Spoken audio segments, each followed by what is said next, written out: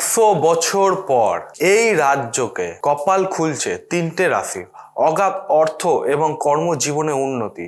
তাহলে দেখে আসি কোন কোন রাশি। নমস্কার দর্শকবৃন্দ, আমি শ্রী দেবদূত শাস্ত্রী। প্রত্যেক দিনের মতো অ্যাস্ট্রোলজি এমন এমন করে পাঠ নিয়ে এসেছি, যেটি আপনারা যদি একটিবার দেখেন অথবা আপনাদের মাইন্ডে যদি চলে আসে, তাহলে অবশ্যই রেজাল্ট পাবেন এবং আপনি সব দিক দিয়ে কিন্তু বেনিফিট পাবেন। সেরকমই আগের যে আমি অনুষ্ঠানটি দিয়েছিলাম আপনাদের, যে অনুষ্ঠানটি নেওয়ার পর আমাকে দর্শকবৃন্দ খুবই ভালোবাসা এবং কমেন্টের মাধ্যমে ভালো জানিয়েছিল এবং তাদেরও কিন্তু কপাল খুলেছে, আপনাদেরও কপাল খুলতে চলেছে। যে রাশিগুলোর আমি নাম নিচ্ছি না তাদেরও কিন্তু এর কিছু কিছু প্রভাব পড়বে। তাহলে আজকের অনুষ্ঠান শুরু করি। বৃহস্পতি কর্কট রাশিতে প্রবেশ করেছে। একজন ব্যক্তির জীবনে সুখ সমৃদ্ধি এবং শুভ কামনা এবং জ্ঞান নিয়ে আসে এই বৃহস্পতি। প্রতি বছর দীপাবলির মহা ধুমধামের সঙ্গে পালিত হয়।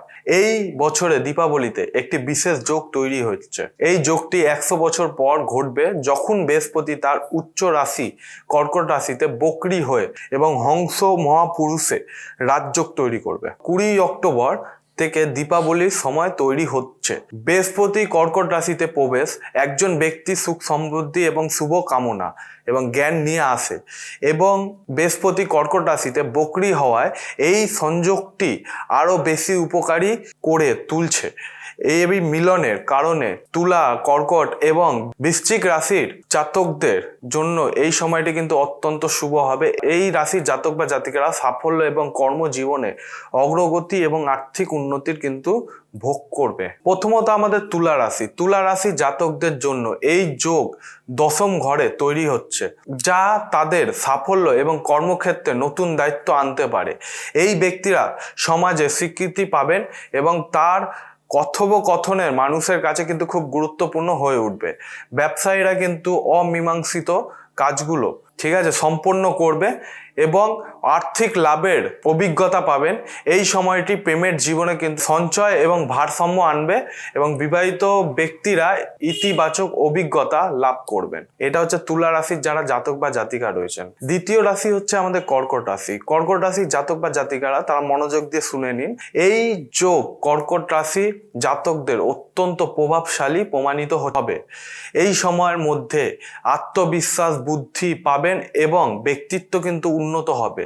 দীর্ঘমেয়াদী প্রচেষ্টার ফল দিতে শুরু করবে এবং আপনার সামাজিক মর্যাদা বাড়বে এবং অসমাপ্ত কাজগুলি সম্পূর্ণ হওয়ার সম্ভাবনা কিন্তু আপনাদের এই সময়টা রয়েছে এবং ব্যবসায়ীরা নতুন চুক্তি পেতে পারেন এবং অবিবাহিত ব্যক্তিরা বিয়ের কিন্তু প্রস্তাব পাবেন এই সময়টাতে, যারা কর্কট রাশির জাতক বা জাতিকা রয়েছেন। আমাদের অন্তিম রাশি হচ্ছে বৃশ্চিক রাশি। বৃশ্চিক রাশির জাতক বা জাতিকারা এই হংস মহাপুরুষ যোগ নবম ঘরে সক্রিয় থাকবে, যার জন্য কিন্তু ভাগ্য এবং ধর্মে কিন্তু স্থান পরিবর্তন হওয়ার কিন্তু চান্স রয়েছে এবং এই সময় ভাগ্য সম্পূর্ণরূপে আপনার পক্ষে থাকবে। এই যোগের প্রভাবে কিন্তু আধ্যাত্মিক আগ্রহ এবং ধর্মীয় কার্যকলাপের কিন্তু প্রতি ঝোঁক বাড়বে এবং দীর্ঘ ভ্রমণের সুযোগ কিন্তু আপনাদের আসতে চলেছে এবং মুলতুবি থাকা কাজগুলি আপনাদের দ্রুত সম্পন্ন হবে।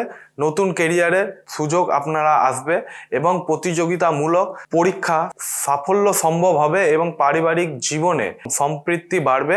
এই যে তিনটে রাশির জাতক বা জাতিকারা যাদের সম্বন্ধে আমি বলে দিলাম, এটা 20 অক্টোবর থেকে স্টার্ট হচ্ছে। আর এই তিনটে রাশির জাতক বা জাতিকারা কিন্তু প্রচণ্ড অর্থপ্রাপ্তি এবং উন্নতির লাভ দেখতে চলেছে। এটা 100 বছরে একবার তৈরি হয়। এই যোগের মাধ্যমে কিন্তু আপনারা একটা ভালো ফল পাবেন এবং যে যে রাশির সম্বন্ধে আমি আজ হয়তো উল্লেখ করতে পারলাম না বা আমার কাছে সেটার ব্যাপারে কোনো আলোচনা নেই, সেই রাশির জাতক বা জাতিকারা এর কিছু কিছু অল্প প্রভাব পাবে এবং আপনাদের কিন্তু জীবন সুখময় হবে। আপনারা কিন্তু এটি মেনে চলবেন। ভিডিওটি কিন্তু স্কিপ করবেন না, যাতে ইম্পর্টেন্ট পার্টগুলো যদি আপনার মিস হয়ে যায় আপনার জীবনে কিন্তু অনেক বড় সমস্যা তৈরি হতে পারে। আজকের অনুষ্ঠান এই পর্যন্ত। দর্শক বন্ধুরা, কোনো সমস্যা হলে আমাকে অবশ্যই ফোনে এবং চেম্বারের মাধ্যমে আপনি আমার সঙ্গে কথা এবং দেখাও করতে পারবেন। আর কমেন্টের মাধ্যমে অবশ্যই জানাবেন যে ভিডিওটি আপনাদের অনুষ্ঠানটি কেমন লাগলো। আর সাবস্ক্রাইব করে রাখবেন, বেল আইকনটি প্রেস করে দেবেন, যাতে আমার নিত্য নতুন ভিডিও আপনাদের কাছে বহুত তাড়াতাড়ি পৌঁছে যায়। আজকের অনুষ্ঠান এই পর্যন্ত। পরবর্তী অনুষ্ঠানে আবার আমি কিছু অ্যাস্ট্রোলজি পার্ট নিয়ে আসবো, যেগুলো আপনাদের জীবনযাপনে একটি ভালো উন্নতি এবং সুযোগে লাভ করে দেবে। জয় শ্রী মহাকাল।